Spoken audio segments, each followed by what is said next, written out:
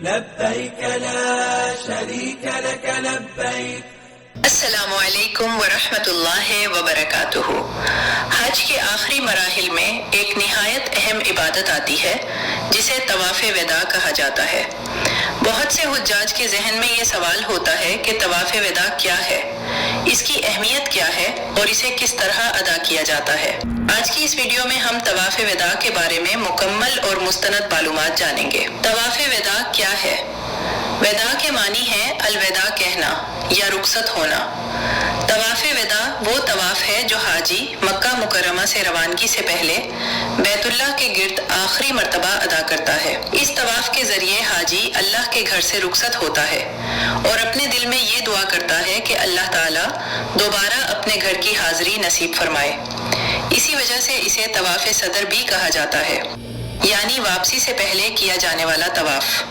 طواف وداع کی اہمیت. رسول اللہ صلی اللہ علیہ وسلم نے فرمایا، لوگوں کو حکم دیا گیا کہ ان کا آخری عمل بیت اللہ کا طواف ہو. صحیح بخاری 1755، صحیح مسلم 1328.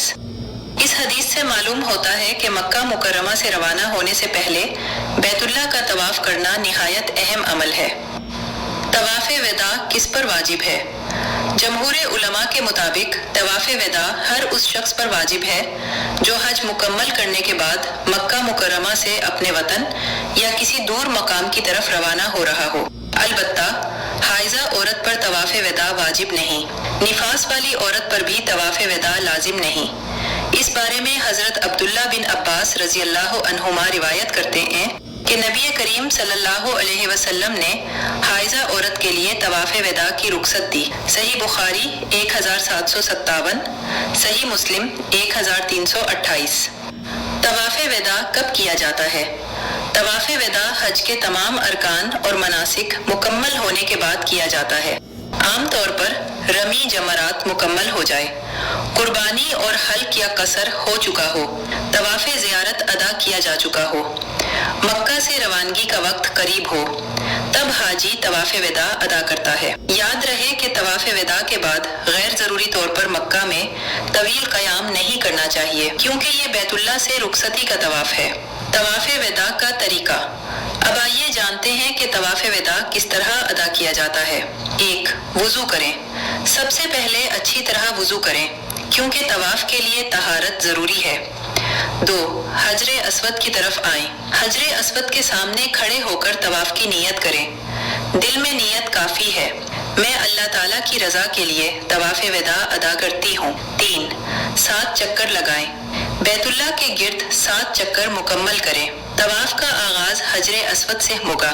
ہر چکر حجر اسود پر ختم ہوگا. اگر ممکن ہو تو حجر اسود کا استلام کریں. ہجوم کی صورت میں دور سے ہاتھ اٹھا کر اشارہ کر سکتے ہیں. 4. دوران طواف کیا پڑھیں؟ طواف میں کوئی مخصوص دعا لازم نہیں. حاجی قرآن کریم کی تلاوت کر سکتا ہے، تسبیح اور تہلیل پڑھ سکتا ہے، درود شریف پڑھ سکتا ہے، اپنی زبان میں دعائیں مانگ سکتا ہے. رکن یمانی اور حجر اسود کے درمیان یہ دعا پڑھنا مسنون ہے. ربنا آتنا فی الدنیا حسنہ وفی الآخرۃ حسنہ وقنا عذاب النار. سورۃ البقرہ 201. ترجمہ: اے ہمارے رب، ہمیں دنیا میں بھلائی عطا فرما، آخرت میں بھی بھلائی عطا فرما اور ہمیں عذاب سے بچا. 5. 2 رکعت نماز 7 چکر مکمل ہونے کے بعد اگر ممکن ہو تو مقام ابراہیم کے پیچھے 2 رکعت نماز ادا کریں. اگر وہاں جگہ نہ ہو تو مسجد الحرام کے کسی بھی حصے میں نماز ادا کی جا سکتی ہے. طواف وداع کے بعد کیا کریں؟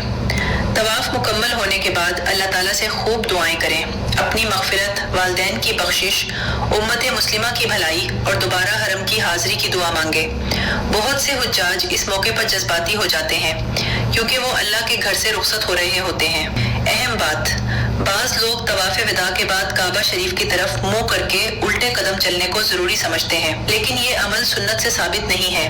لہٰذا طواف مکمل کرنے کے بعد عام طریقے سے مسجد الحرام سے نکلنا درست ہے. ناظرین، طواف وداع دراصل بیت اللہ سے محبت، عقیدت اور رخصتی کا ایک خوبصورت اظہار ہے.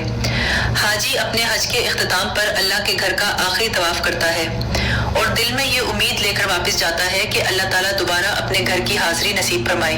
اللہ تعالیٰ تمام حجاج کرام کا حج قبول فرمائے اور ہمیں بھی بار بار بیت اللہ کی حاضری نصیب فرمائے. آمین یا رب العالمین.